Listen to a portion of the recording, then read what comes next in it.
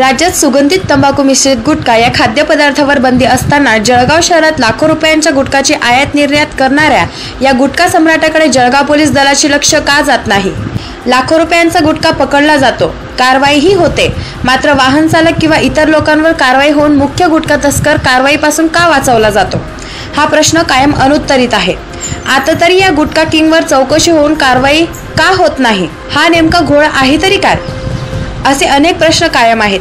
हे प्रश्नांची उत्तरे मिळतील का याबाबत सविस्तर असे की जळगाव तालुका पोलीस सूत्रांकडून मिळालेली खात्रीशीर माहिती अशी की जळगाव तालुका पोलीस ठाणे हद्दीत दिनांक 23/4/2024 रोजी जळगाव तालुका पोलीस स्टेशनच्या पोलिसांनी एका संशयित वाहनाची तपासणी केली असता त्यामध्ये महाराष्ट्र सरकारने बंदी घातलेल्या तंबाखू मिश्रित रुपये 14,56,777 किमतीचा विमल गुटखा हा मुद्देमाल मिळून आला।